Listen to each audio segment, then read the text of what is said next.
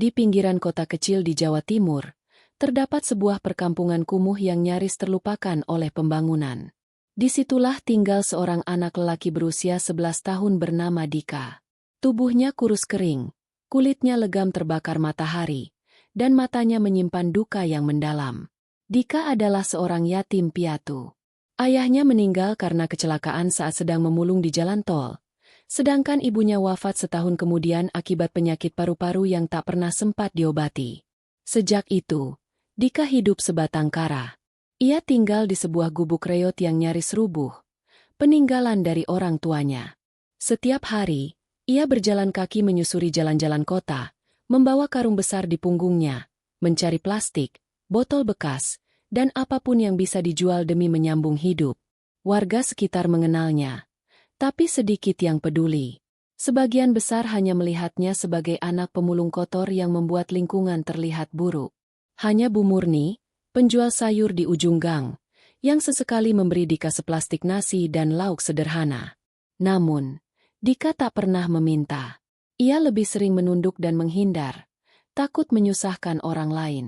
Suatu hari, saat langit mendung menggantung di atas kota, Dika memulung di sekitar taman kota. Di antara semak belukar, ia menemukan sebuah dompet hitam yang tampak mahal.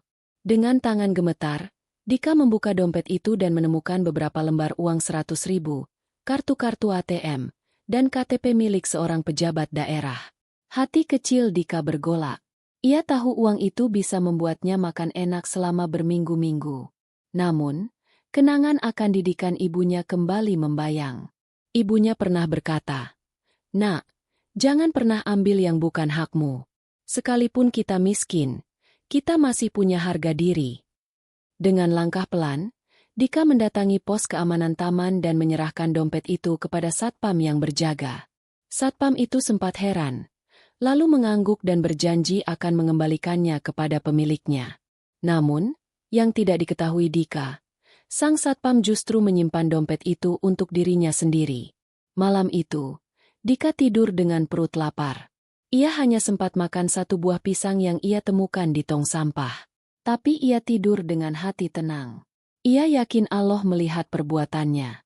Ia percaya, jika ia terus jujur, maka kebaikan akan datang pada waktunya.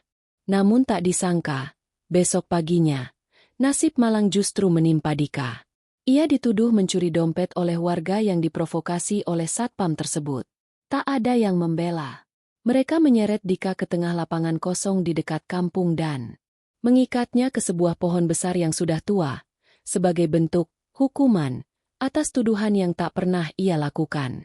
Disinilah penderitaan Dika dimulai.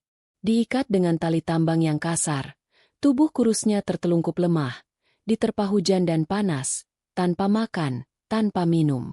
Hari berganti hari, dan Dika masih tergantung di sana, hanya menjadi tontonan bagi warga yang melintas. Beberapa tertawa, beberapa mengumpat, dan sebagian besar hanya dia melihatnya, seolah anak itu bukan manusia. Tapi di tengah penderitaannya, sesuatu yang tak terduga mulai terjadi. Langit malam menggantung kelabu di atas kampung itu. Angin berhembus pelan membawa bau tanah basah dan daun gugur. Di tengah lapangan yang sepi, tubuh kecil Dika masih terikat di batang pohon tua. Tubuhnya menggigil. Bajunya sudah koyak, dan kulitnya mulai melepuh karena terlalu lama terpapar panas dan hujan. Perutnya melilit kelaparan, dan kerongkongannya kering, nyaris tak bisa menelan ludah. Tak ada seorang pun yang datang membawa air. Tak satu pun yang tergerak memberikan sebutir nasi pun untuk anak kecil itu. Hati manusia sudah mengeras. Mereka hanya melihat Dika sebagai pencuri kecil yang pantas dihukum. Namun, malam itu, ketika suara jangkrik bersahutan di kegelapan, sosok misterius tiba-tiba muncul dari balik semak-semak. Seorang lelaki tua berjubah putih dan bersorban abu-abu melangkah pelan mendekati pohon tempat Dika diikat. Wajah lelaki itu redup diterangi cahaya bulan. Matanya tajam namun teduh. Ia berdiri menatap Dika dalam diam beberapa saat. Lalu, dengan tenang, ia mengangkat tangannya dan berdoa dalam lirih. Dika, yang sudah hampir kehilangan kesadaran, hanya bisa melihat samar-samar sosok itu sebelum akhirnya matanya terpejam karena kelelahan dan lapar. Saat pagi menjelang, warga kampung heboh. Mereka menemukan tali tambang yang mengikat Dika sudah terlepas, dan anak itu tergeletak di bawah pohon. Namun anehnya, tali itu masih utuh, tak terpotong. Tidak ada jejak siapapun di sekitar lokasi. Hanya ada bekas telapak kaki di tanah yang mengarah ke hutan kecil di belakang lapangan. Siapa yang melepaskan anak ini? Jangan-jangan dia punya ilmu hitam, teriak salah satu warga dengan nada takut. Sementara itu, Dika masih dalam keadaan setengah sadar. Bibirnya pecah-pecah, tubuhnya lemah, tapi di dekat mulutnya ada setetes air. Seolah ada yang menyuapinya malam tadi. Beberapa warga mulai resah. Sebagian menyuruh mengikat Dika lagi, tapi ada pula yang mulai merasa ada yang tak beres. Bu Murni, penjual sayur yang dulu sering membantunya, datang dengan tergesa. Ia langsung bersimpuh di samping tubuh Dika dan menangis. "Aloh, anak ini tak salah. Aku yakin dia tak mungkin mencuri. Aku kenal dia. Dia anak baik, anak jujur." Namun ucapan Bu Murni ditertawakan oleh Pak RT dan beberapa warga lainnya. Mereka menuduh Bu Murni terbawa perasaan. "Apa Bu Murni mau menanggung akibat kalau dia benar-benar maling?" kata Pak RT dengan sinis. Mendengar itu, Bu Murni terdiam. Tapi tekadnya sudah bulat. Ia membawa Dika pulang ke rumahnya. Diam-diam, saat warga mulai bubar dan kehilangan perhatian. Namun yang tak mereka tahu, sejak malam dilepaskan dari pohon itu, sesuatu yang gaib mulai mengitari kampung tersebut. Beberapa warga mulai mengalami kejadian aneh. Salah satu warga mimpi buruk dan terbangun dengan jeritan. Seorang lainnya kehilangan ayam-ayam peliharaannya tanpa jejak. Bahkan Pak RT mendadak demam tinggi tanpa sebab. Dan semua kejadian itu dimulai sejak mereka menuduh dan mengikat anak yatim piatu yang tak bersalah. Pagi itu, kabar tentang Dika yang dilepaskan dari ikatan menyebar ke seluruh kampung. Warga berkumpul di balai desa, saling berbisik-bisik, mencoba menebak siapa pelaku sebenarnya. Tapi tak satu pun bisa menjelaskan bagaimana tali yang kuat itu bisa terlepas tanpa alat, tanpa suara, dan tanpa jejak jelas. Pak RT yang selama ini bersikap paling keras, terlihat gelisah. Matanya merah, tubuhnya menggigil. Ia tak bisa tidur semalaman. Ia bermimpi aneh. Dalam mimpinya, ia melihat Dika berdiri di tengah kobaran api, memandangnya dengan tatapan kosong. "Pak RT, kenapa Bapak pucat begitu?" tanya Pak Warno, tetangga sebelah rumahnya. Pak RT hanya menggeleng, tapi sorot matanya penuh ketakutan. Ia belum sempat menjawab, ketika tiba-tiba tubuhnya oleng, dan ia jatuh tepat di teras rumah. Mulutnya berbuih, tubuhnya kejang-kejang. Warga langsung panik. Mereka membawanya ke puskesmas terdekat. Tapi dokter hanya menggeleng. Tak ada gejala penyakit. Jantungnya normal. Tekanannya juga stabil. Ini aneh. Di saat yang sama, Bu Rini, tetangga yang ikut mendorong Dika saat diikat ke pohon, mendadak mengalami kejadian mengerikan di rumahnya. Kandang ayamnya hancur, dan semua ayam peliharaannya mati. Bukan dicuri, tapi mati tercekik dengan mata melotot dan darah menetes dari paruhnya. "Astagfirullah, ini bukan sembarangan, ini bukan ulah manusia," teriak Bu Rini sambil memeluk anaknya.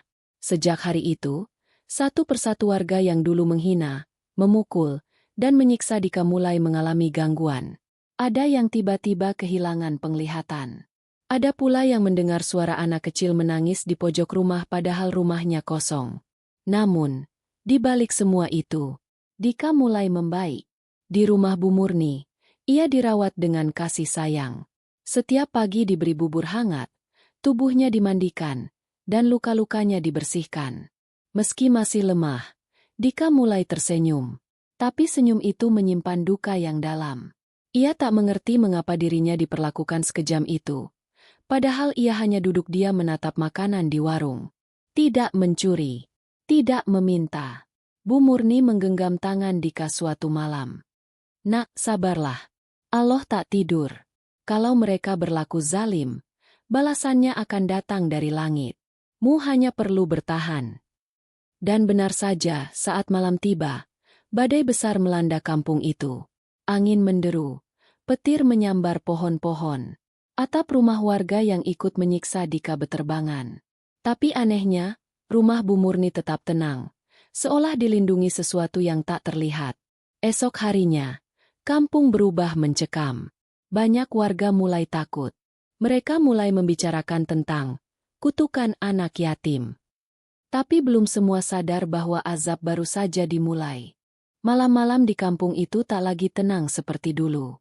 Sejak badai hebat yang menghantam sebagian besar rumah warga, suasana berubah drastis. Setiap malam, warga mendengar suara tangisan anak kecil. Tangisan itu terdengar pelan, menyayat hati, seperti jeritan dari jiwa yang sangat tersakiti. Tangisan itu tidak terdengar dari satu tempat saja. Kadang terdengar dari ujung jalan kampung, kadang dari dekat musola. Bahkan pernah terdengar dari dalam sumur tua yang sudah lama tidak digunakan. Pak Giman, penjaga musola, bercerita dengan suara bergetar. Aku lagi bersih-bersih sajadah waktu itu. Tiba-tiba suara anak kecil nangis jelas banget. Dari dekat mimbar. Tapi pas aku cari, kosong. Nggak ada siapa-siapa. Tapi baunya bau anyir darah. Warga mulai ketakutan. Mereka tidak berani keluar malam. Anak-anak dilarang bermain setelah maghrib. Lampu-lampu rumah tetap menyala sepanjang malam, tapi suasana gelap tetap menyelimuti hati mereka. Sementara itu, keadaan Dika mulai membaik. Tubuhnya mulai kuat. Luka-luka di wajahnya mulai sembuh. Tapi di matanya, ada sesuatu yang berbeda. Tatapannya tajam dan tenang, seperti sudah tidak takut pada siapapun. Bu, aku mau bantu bersihin halaman. Ucap Dika suatu pagi. Bu Murni terkejut. Mu yakin bisa, nak? Dika mengangguk pelan. Tangannya kecil, tapi gerakannya sudah lebih lincah. Ia mulai menyapu halaman, menyiram tanaman, bahkan membantu mencuci piring. Meski tak banyak bicara, sikapnya membuat hati Bu Murni semakin luluh. Namun, pada malam hari keempat setelah kejadian itu, kampung kembali diguncang ketakutan. Kali ini, bukan hanya tangisan, tapi terdengar suara jeritan panjang dari rumah Pak RT. Warga berlarian, membawa senter dan obor. Mereka menemukan Pak RT mengamuk. Tubuhnya telanjang dada, matanya melotot, mulutnya terus mengoceh tak jelas. Dia datang. Dia bawa api. Dia cari anaknya. Dia mau bakar kita semua. Ampun! 4 orang laki-laki memeganginya agar tak melukai dirinya sendiri. Tapi Pak RT terus meronta, menyebut-nyebut nama Dika sambil menangis seperti anak kecil. Maafkan aku salah. Aku nggak tahu dia anak yatim, aku, jangan ambil anakku, jangan. Malam itu, warga sepakat membawa Pak RT ke rumah sakit jiwa di kota. Tapi perjalanan mereka dihentikan. Karena saat mobil baru melaju sejauh 2 kilometer dari kampung, ban mobil pecah tiba-tiba. Tak ada paku, tak ada batu. Tapi bannya robek seperti dicakar. Sopir yang membawa mereka tiba-tiba pingsan. Dan dari kaca belakang, salah satu warga mengaku melihat sosok bayangan kecil berdiri di tengah jalan, menatap mereka diam. Kabar itu makin memperkuat desas-desus bahwa yang terjadi di kampung bukan sekadar kebetulan. Ada sesuatu yang lebih besar, lebih dalam, dan lebih menyeramkan. Tapi semua itu baru permulaan. Sejak malam Pak RT mengamuk dan dikabarkan melihat sosok bayangan anak kecil, suasana di kampung benar-benar berubah. Bahkan siang hari pun terasa menyeramkan. Orang-orang jadi enggan lewat dekat lapangan tua tempat Dika dulu diikat. Dan pada malam Jumat pertama setelah kejadian itu, sesuatu yang tak masuk akal terjadi. Pak Ujang, seorang petani yang tinggal dekat dengan lapangan, bercerita bahwa ia mencium bau amis darah dari jendela rumahnya. Saat ia memberanikan diri keluar, langkahnya terhenti di depan pohon besar tempat Dika dulu diikat. Pohon itu mengeluarkan darah. Bukan getah, bukan air hujan, tapi darah. Merah pekat, mengalir dari sela-sela kulit kayu, menetes ke tanah, membentuk genangan kecil yang menghitam. Beberapa warga yang tinggal dekat lokasi pun membenarkan. Bahkan, mereka melihat darah itu muncul hanya saat malam Jumat dan selalu hilang menjelang subuh. Aku sumpah demi Allah, kata Pak Ujang gemetar. Itu darah, bukan yang lain. Aku cium sendiri. Baunya amis. Baunya seperti luka terbuka. Bu RT pun mulai bercerita pada warga. Dengan wajah pucat dan suara bergetar, ia mengaku melihat anak kecil duduk di dahan pohon itu malam sebelumnya. Dia diam aja, ngeliatin rumahku dari atas pohon. Matanya kosong, tapi seperti sedang berbicara langsung ke hatimu. Isu makin liar. Banyak yang meyakini bahwa arwah Dika gentayangan. Tapi yang membuat semua orang terdiam adalah saat mereka menyadari bahwa Dika masih hidup. Ia masih tinggal di rumah Bu Murni. Tubuhnya sehat. Ia bahkan rajin bantu-bantu warga yang membutuhkan bantuan. Tapi yang membuat semua semakin bingung adalah, setiap kali malam Jumat, Dika selalu terlihat duduk di depan rumah Bu Murni, menghadap ke arah pohon besar itu, diam, menatap lekat tanpa berkedip. Aku ngerasa dia kayak ngobrol sama pohon itu. Bisik Bu Murni kepada tetangganya. Malam itu, beberapa pemuda nekat mencoba mendekati pohon dengan membawa senter dan kamera. Mereka ingin membuktikan apa benar pohon itu mengeluarkan darah. Namun belum sampai 2 meter mendekat, senter mereka tiba-tiba mati serentak. Suara gemerisik angin terdengar keras, seperti ada yang sedang berlari di sekeliling mereka. Salah satu dari mereka, Reno, menjerit kencang, lalu jatuh pingsan. Saat mereka membawanya pulang, Reno terus menggigil sambil meracau. Tangannya dingin banget, dia bilang aku harus gantiin, dia bilang aku harus diikat. Kejadian itu membuat warga tak berani lagi bicara sembarangan. Tidak ada yang berani menyentuh pohon itu. Bahkan, anak-anak dilarang main di lapangan, bahkan saat siang hari. Namun semuanya makin menegangkan ketika besok harinya. Seseorang datang ke rumah Bu Murni. Seorang wanita tua, berpakaian hitam, berkerudung lusuh, membawa kabar yang akan mengguncang seluruh kampung. Pagi itu, suasana rumah Bu Murni mendadak tegang. Seorang wanita tua datang mengetuk pintu. Wajahnya kusut dan kulitnya keriput. Tampak lelah seperti habis berjalan jauh. Kerudung hitam menutupi hampir seluruh wajahnya. Hanya memperlihatkan matanya yang tajam menatap lurus ke arah Bu Murni saat pintu dibuka. Apa ini rumah anak itu? Anak yang dulu diikat di pohon. Tanyanya pelan, suaranya serak, nyaris seperti bisikan angin. Bu Murni mengangguk. Betul, Bu. Ini rumahnya Dika. Ibu siapa ya? Wanita tua itu tak langsung menjawab. Ia melangkah masuk tanpa dipersilakan. Lalu duduk di kursi kayu dekat jendela.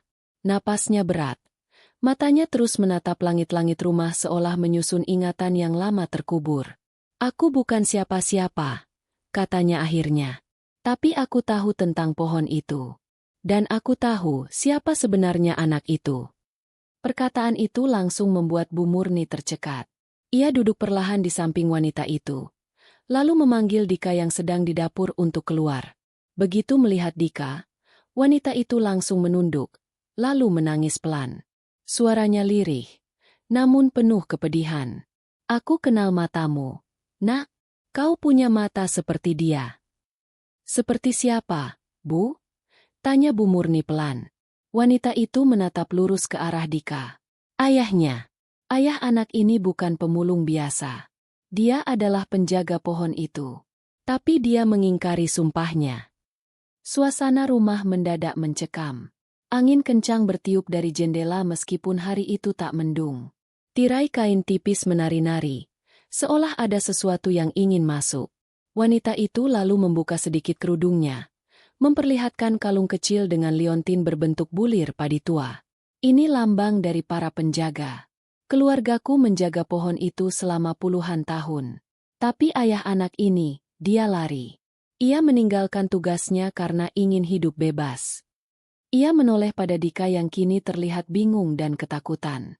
Dan kamu darahnya. Itulah kenapa kamu tidak mati saat diikat. Itulah kenapa pohon itu menangis darah. Karena kamu harus kembali. Kamu harus menggantikan ayahmu menjaga pohon itu. Bu Murni berdiri panik. Maaf, Bu. Dika bukan bagian dari apapun. Dia anak yatim piatu yang butuh perlindungan, bukan korban tahayul. Tapi wanita tua itu tak bergeming. Ia menatap langit-langit, lalu berkata pelan.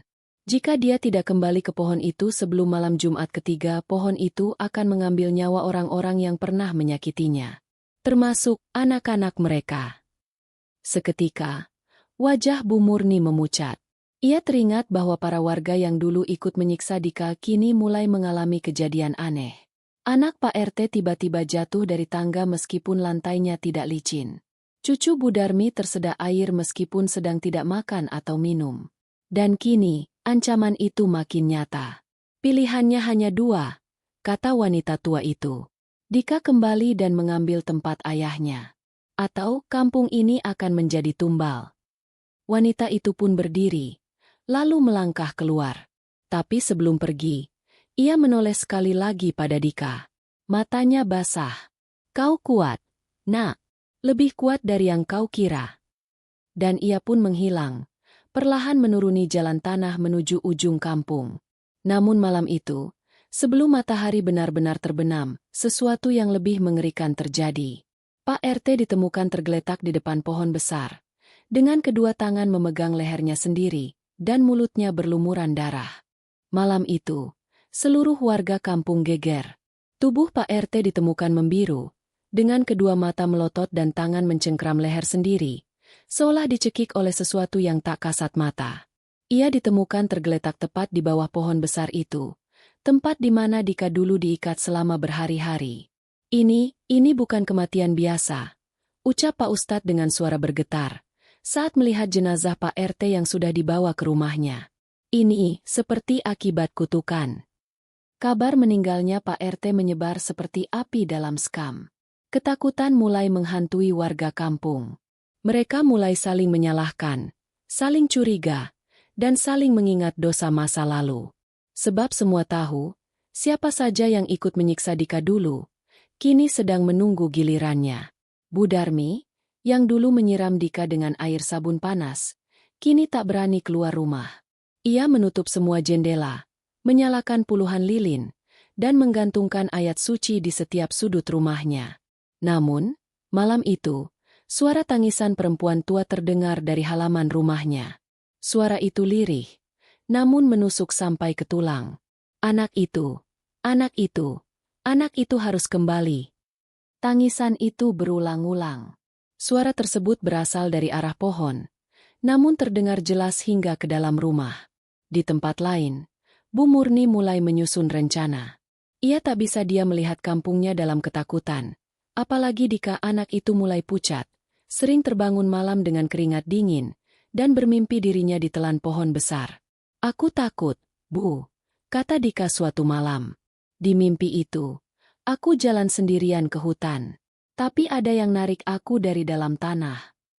Bu Murni memeluk Dika erat. Allah pasti lindungi kamu. Nak, jangan takut. Kita lawan semua ini. Tapi jauh di dalam hatinya, Bu Murni tahu, ini bukan hal yang bisa dilawan dengan doa semata. Ada sesuatu yang mengakar di kampung itu. Sesuatu yang lebih tua dari siapapun yang hidup di sana. Dan sesuatu itu, kini sedang bangkit.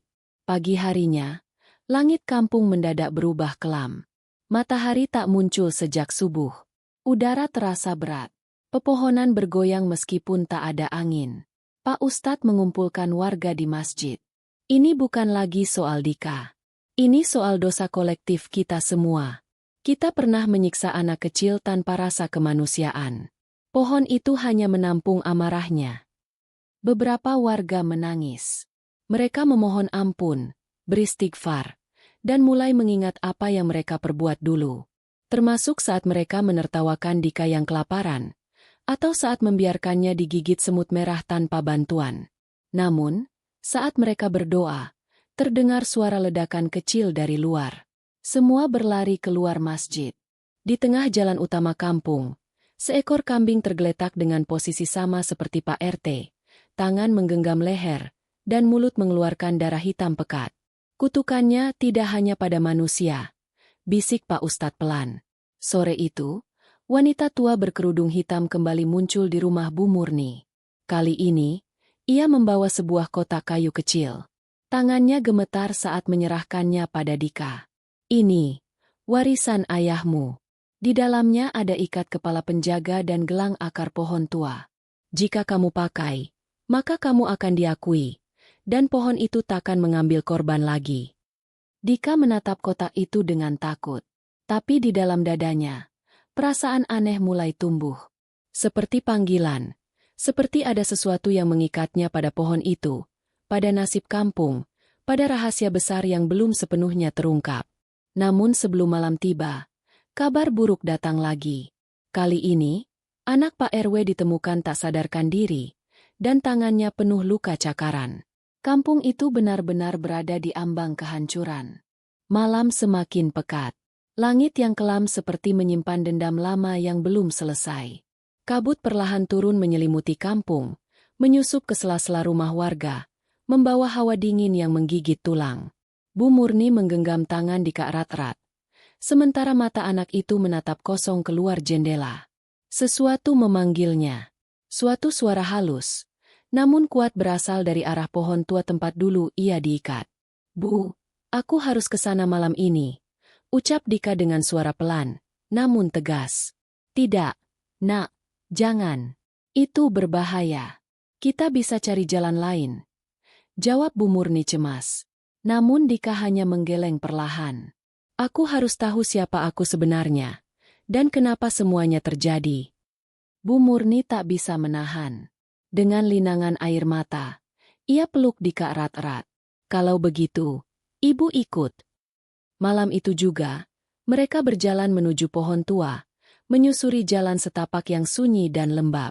Hanya diterangi cahaya bulan yang samar. Saat mereka tiba di hadapan pohon itu, angin berdesir kencang. Daun-daun berguguran seperti menari dalam lingkaran. Tiba-tiba, udara menjadi sangat dingin. Dika membuka kotak warisan ayahnya. Ia kenakan ikat kepala yang sudah usang, lalu menggenggam gelang akar yang terasa hangat di tangannya. Begitu ia memejamkan mata, pohon itu bergemuruh. Akar-akar di tanah bergerak pelan, seperti ular yang sedang menggeliat. Tiba-tiba, dari batang pohon yang retak, muncul cahaya putih. Cahaya itu membentuk sosok perempuan berkerudung. Wajahnya bersih dan tenang, tapi mata sayunya menyimpan luka yang dalam. "Dika." Suara lembut itu memanggil. "Nak, aku ibumu." Dika membeku. Kakinya lemas. Tapi cahaya itu mendekat, menyentuh pipinya dengan penuh kasih. "Maafkan Ibu. Ibu tak sempat membesarkan kamu. Ibu disiksa, difitnah, dibuang seperti binatang. Ibu mati mengenaskan, dan arwah Ibu terperangkap di sini." Bu Murni terjatuh sujud, menangis terseduh. "Ya Allah, ini dosa kampung kami." Arwah itu menatap ke arah Bu Murni. "Kau satu-satunya yang menyelamatkan anakku. Karena itu, aku datang untuk menyerahkan kebenaran." Lalu, dari dalam pohon, muncul bayangan lain. Sosok laki-laki berbadan tegap, dengan sorban di lehernya, ayah Dika. Tapi wajahnya penuh luka, dan dadanya tertancap pisau bambu. "Orang-orang yang kau percaya dulu menghabisiku karena aku menolak tunduk pada ketamakan mereka. Aku hanya ingin hidup sederhana bersama keluargaku. Tapi mereka. Suara laki-laki itu menghilang, digantikan suara rintihan dari balik pohon. Suara-suara warga yang dulu ikut menzalimi, satu persatu muncul dalam bayangan-bayangan hitam. Wajah-wajah mereka tercabik, mata mereka kosong, seperti tersiksa dalam kematian yang tak tenang. Dika menggenggam gelang itu lebih erat. Pohon mulai mengeluarkan suara tangisan yang menggema. Getaran terasa di tanah.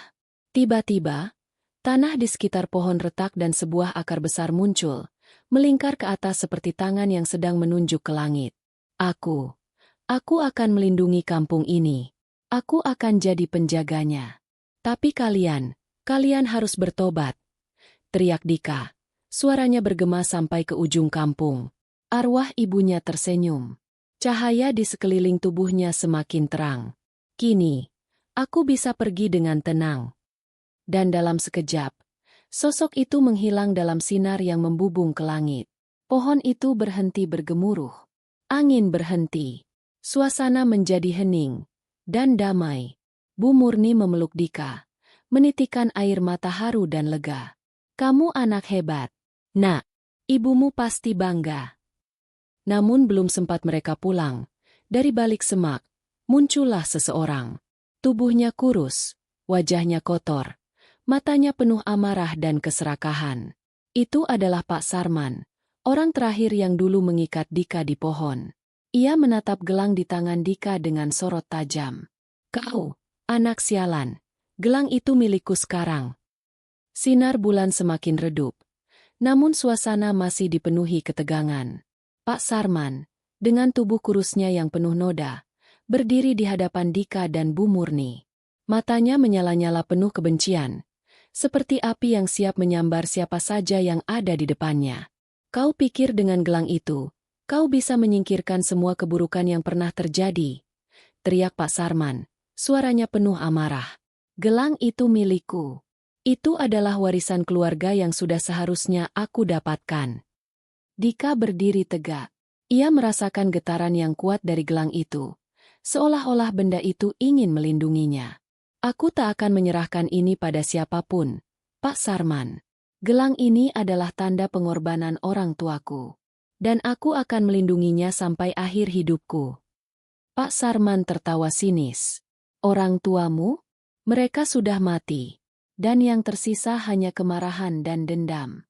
Kalian semua adalah sampah. Kau, Dika, tak tahu apa-apa tentang penderitaan yang kami alami. Suasana semakin mencekam. Angin bertiup kencang, seolah-olah alam pun menyiapkan diri untuk pertempuran yang tak terhindarkan. Dika menggenggam gelang itu semakin erat, sementara Bu Murni berdoa dalam hati, memohon pada Allah agar anaknya tetap kuat. Pak Sarman melangkah maju dengan langkah perlahan, seperti singa yang siap menerkam. Kau pikir pohon itu akan melindungimu? Itu pohon ibumu, dan ibumu sudah pergi. Dika, tidak ada lagi yang bisa menyelamatkanmu. Dika merasakan hati yang berat, namun ia tetap berdiri tegak, menatap mata Pak Sarman dengan penuh keberanian. Kau salah. Pohon itu bukan hanya pohon biasa. Itu adalah tempat di mana ibuku terakhir kali bertahan. Dan aku akan menjaganya, tak peduli apa yang terjadi. Pak Sarman semakin mendekat, tangannya terangkat, siap untuk menyerang. Namun, sebelum ia sempat melakukan apapun, tiba-tiba dari balik pohon, muncul sosok bayangan yang mengenakan pakaian putih bersih. Sosok Ibu Dika. Ibu! Teriak Dika.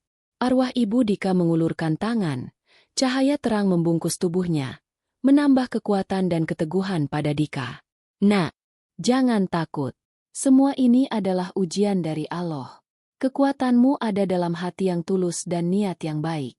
Ingatlah, kebenaran akan selalu menang. Pak Sarman terhenti sejenak. Matanya terbelalak melihat sosok itu. Apa? Apa yang kau lakukan di sini? Arwah Ibu Dika melangkah maju. Suara lembutnya berbicara dengan penuh wibawa. Dosa-dosa yang kalian buat terhadap keluarga kami, kini waktunya untuk kalian menanggung akibatnya. Semua yang kau lakukan, Pak Sarman, tak akan pernah terhapus begitu saja. Ini adalah takdir. Pak Sarman terkejut. Ketakutan mulai meliputi dirinya. Tidak, aku tidak mau. Aku tidak akan berhenti. Namun, cahaya semakin terang, dan pohon di belakang mereka mulai bergetar hebat, seolah merespons kemarahan dan kebencian yang tersimpan dalam hati Pak Sarman. Akar-akar pohon mulai bergerak, memanjang dan merapat di sekitar tubuh Pak Sarman. Tolong! Aku hanya ingin hidup. Jangan lakukan ini.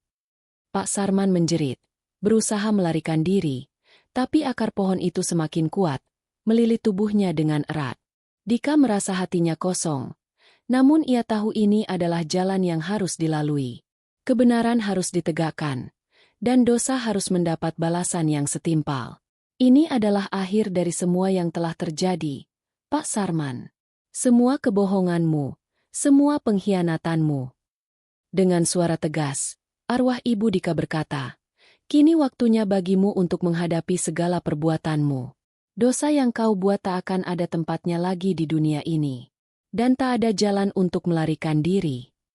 Akar pohon semakin erat, dan Pak Sarman akhirnya terjatuh ke tanah, terkulai lemah, tubuhnya terjerat oleh kekuatan alam yang tak bisa dilawan. Perlahan, tubuhnya berubah menjadi debu, tersapu oleh angin yang membawa kisah kelam itu pergi. Keheningan menyelimuti malam itu. Dika memejamkan mata, merasakan beban yang telah terangkat dari pundaknya. Arwah ibu Dika tersenyum satu kali lagi sebelum perlahan-lahan menghilang ke dalam cahaya yang terang. Sekarang, kau bebas, nak. Suara ibu Dika terdengar begitu lembut di telinga Dika. Dika menundukkan kepala, mengucapkan doa dengan penuh syukur, dan Bu Murni merangkulnya, menyemangati anaknya yang telah menjalani ujian besar dalam hidupnya. Pagi itu, Dika bangun dengan perasaan yang berbeda. Tidak ada lagi rasa cemas atau ketakutan yang menghantui jiwanya. Semua yang terjadi kemarin, meskipun sangat berat, akhirnya membawa kebebasan yang selama ini ia idamkan. Ia duduk di dekat pohon yang kini terlihat lebih terang dan hidup. Seperti pohon itu mengerti bahwa sudah saatnya untuk memberi kedamaian pada anak yang telah merasakan begitu banyak penderitaan. Bu Murni duduk di samping Dika. Matanya tampak berkaca-kaca. Namun senyum kebahagiaan terlihat di wajahnya. Dika, nak, semua akan baik-baik saja sekarang. Kalian telah melewati cobaan yang sangat besar. Allah takkan meninggalkan hambanya yang ikhlas. Dika memandang Bu Murni dengan penuh rasa terima kasih. Ibu, aku tak tahu apa yang akan terjadi setelah ini. Tapi aku merasa lebih kuat sekarang. Aku tahu, ibuku ada di sini, menjaga kami. Bu Murni mengangguk. Ia merasakan kedamaian yang sama. Suasana sekitar mulai terlihat lebih cerah, dengan sinar matahari yang mulai menembus celah-celah pohon, memberikan kehangatan pada tanah yang dingin. Semua yang terjadi malam itu seakan mengubah segalanya. Di kejauhan, suara burung-burung mulai berkicau, menandakan datangnya pagi yang penuh harapan. Dika merasakan ketenangan yang tak pernah ia rasakan sebelumnya. Semua rasa takut yang ada dalam dirinya mulai hilang, digantikan dengan keyakinan bahwa hidup ini akan jauh lebih baik, asalkan ia berpegang teguh pada kebenaran dan kejujuran. Tiba-tiba, suara seorang anak kecil terdengar dari jauh. Seorang anak perempuan berlari menuju mereka. Wajahnya penuh senyum ceria. Ia membawa sebuah bunga di tangan kecilnya. Ini, Kak Dika, bunga untukmu. Ibu bilang, bunga ini melambangkan harapan dan kebahagiaan. Dika tersenyum, menerima bunga itu dengan penuh rasa syukur. Terima kasih, nak, kau sangat baik. Anak kecil itu tersenyum lebar, lalu berlari kembali ke rumahnya yang tak jauh dari tempat mereka berada. Dika menatap bunga di tangannya, merasa ada kekuatan baru yang hadir dalam hidupnya. Bu Murni memandang Dika dengan penuh kebanggaan. Dika, nak, engkau telah melalui banyak hal dalam hidupmu. Tak mudah untuk sampai ke titik ini. Tapi lihatlah, sekarang kau telah kuat. Tak ada lagi yang bisa menghentikan langkahmu. Dika mengangguk pelan, tetapi dalam hatinya ia tahu bahwa perjalanan hidupnya baru saja dimulai. Semua yang telah ia alami membuatnya semakin dewasa, semakin bijaksana. Semua luka yang pernah ia rasakan kini berubah menjadi kekuatan yang akan mengarahkannya menuju masa depan yang lebih cerah. Dari kejauhan, tampak rumah kecil mereka yang sederhana, namun penuh dengan kasih sayang. Dika dan Bu Murni kembali ke rumah, berjalan bersama, menghadap masa depan yang penuh harapan. Di bawah sinar matahari pagi yang hangat, mereka berdua tahu bahwa hidup mereka akan lebih baik dari sebelumnya. Semua pengorbanan, semua kesulitan, kini menjadi bagian dari perjalanan yang penuh makna. Dika menatap gelang di tangannya yang kini terlihat lebih bersinar. Gelang itu bukan hanya simbol dari orang tuanya, tetapi juga simbol dari keberanian dan keteguhan hati. Ia tahu, apapun yang terjadi, ia akan terus berjuang demi masa depan yang lebih baik. Hari itu, Dika dan Bu Murni memulai hidup baru mereka dengan penuh harapan. Dan untuk pertama kalinya, mereka merasa bahwa kehidupan yang penuh cobaan ini akhirnya memberi mereka kebahagiaan yang sejati. Dengan berakhirnya bab ini, cerita tentang Dika dan Bu Murni menyentuh akhir dari ujian hidup yang sangat berat. Namun, seperti yang selalu mereka yakini, kehidupan akan terus berjalan. Setiap ujian akan membawa kekuatan baru, Dan dengan kesabaran serta iman kepada Allah, tidak ada yang tidak mungkin.